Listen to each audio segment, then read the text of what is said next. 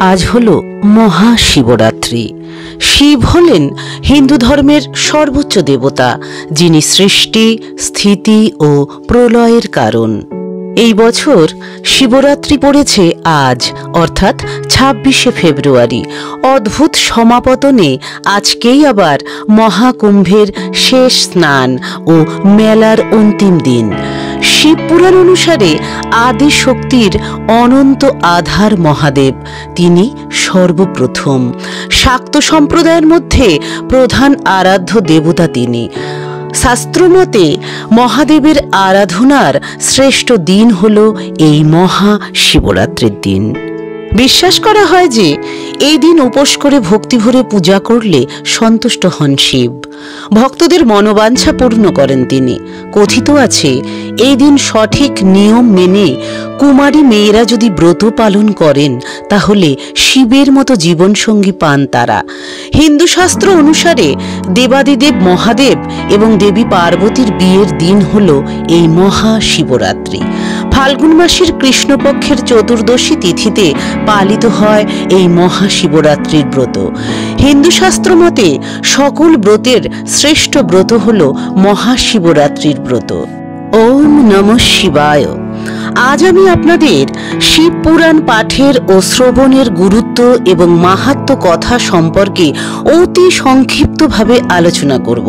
সাথে থাকুন বন্ধুরা, আর দেখতে থাকুন ও শুনতে থাকুন। শিব পুরাণে ভগবান শিবের মহিমা প্রশংসিত হয়েছে। এই পুরাণটি শৈব ধর্মের সাথে সম্পর্কিত বলে মনে করা হয়। এতে ভগবান শিবকে সন্তুষ্ট করার জন্য উপাসনার পদ্ধতি এবং জ্ঞানপূর্ণ আখ্যানও রয়েছে। হিন্দু ধর্মে ভগবান শিব হলেন ত্রিমূর্তির একজন। ভগবান শিবকে মহেশ, মহাকাল, নীলকান্ত, রুদ্র ইত্যাদি নামেও ডাকা হয়।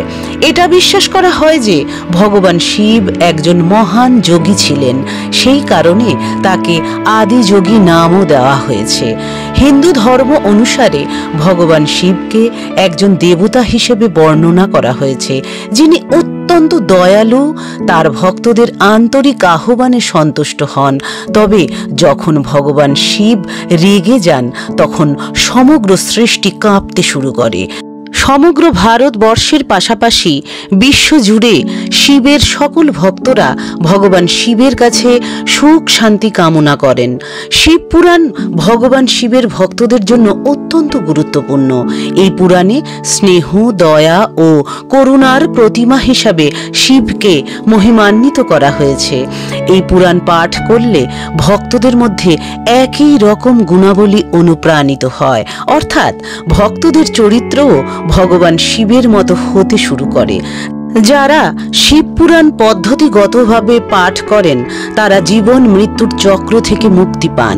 এই কারণে শিব পুরাণকে হিন্দু ধর্মে অত্যন্ত গুরুত্বপূর্ণ বলে মনে করা হয়। শিব পুরাণ রচনা করেছিলেন মহর্ষি বেদব্যাস, যিনি মহাভারত ও শ্রীমদ্ ভাগবত গীতা সহ 18টি পুরাণ ও উপপুরাণ রচনা করেছেন, যা দেবভাষা বৈদিক সংস্কৃতে রচিত। এবং শিব পুরাণে মোট 28,000 শ্লোক রয়েছে, যাতে মহাদেবের বর্ণনা রয়েছে।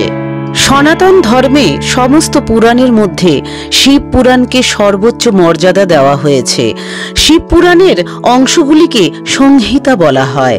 একটি মতামত অনুসারে শিব পুরাণে 6টি অধ্যায় রয়েছে, যা হল বিদ্যাশ্বর সংহিতা, রুদ্র সংহিতা, শত্রুদ্র সংহিতা, কোটিরুদ্র সংহিতা, উমা সংহিতা এবং কৈলাস সংহিতা। অন্য আরেকটি মতে শিব পুরাণ 7টি অধ্যায় নিয়ে গঠিত। এই মতে বায়ু সংহিতা নামে একটি অতিরিক্ত অধ্যায়ের কথা উল্লেখ করা হয়েছে। তবে বিভিন্ন চিন্তাধারায় প্রথম 6টি অধ্যায়ের ক্রম একই থাকে।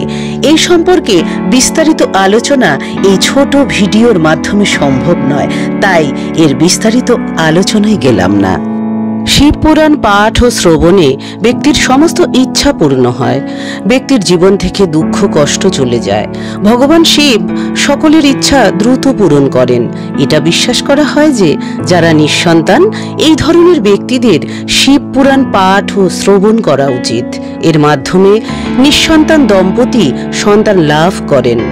শিব পুরাণ পাঠ ও শ্রবণে বিবাহিত জীবনে আসা বাধা দূর হয়ে যায় এবং দম্পতির বিবাহিত জীবনের উন্নতি হয়।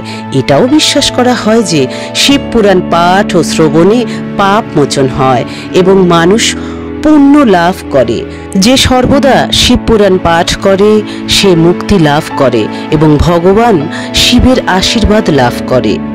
শিব পুরাণ পাঠে ও শ্রবণে ঘরে সুখ শান্তি বজায় থাকে, পারিবারিক কলহ দূর হয়, পরিবারের সদস্যরা জীবনে সাফল্য পান। কথিত আছে শিব পুরাণ পাঠে ও শ্রবণে যেমন ভগবান শিবের আশীর্বাদ পাওয়া যায়, তেমনি রাজস্ব যজ্ঞ ও 100 অগ্নিস্তমের পুণ্য লাভ করা হয়। শিব পুরাণ পাঠে ও শ্রবণে দুর্ভাগ্যজনক ঘটনা বা দুর্ঘটনার শিকার হওয়ার আশঙ্কা কমে। শিব পুরাণ পাঠে ও শ্রবণে পাপপূর্ণ চিন্তাভাবনা এবং কর্ম থেকে দূরে থাকা যায়। এক কথায় বলতে গেলে শিব পুরাণে বেদ ও বেদান্তের অনেক শিক্ষা পদ্ধতি রয়েছে। শিব পুরাণে ভগবান শিবের মহিমা এবং পবিত্র প্রেমের উল্লেখ রয়েছে।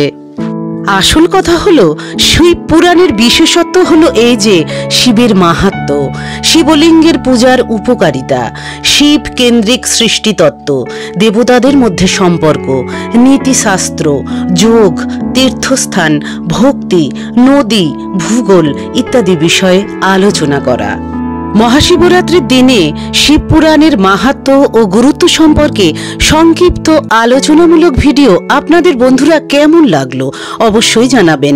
আর আগামীতে এই ধরনের ভিডিও দেখতে চাইলে অবশ্যই কমেন্টের মাধ্যমে ইচ্ছা প্রকাশ করবেন। বন্ধুরা, আপনারা সকলে ভালো থাকবেন, সুস্থ থাকবেন, সাবধানে থাকবেন আর সব সময় হাসি খুশি থাকবেন। আজকের মতো তাহলে বিদায় নিচ্ছি। আগামীতে নিয়ে আসবো নতুন কোনো ভিডিও। হর হর মহাদেব।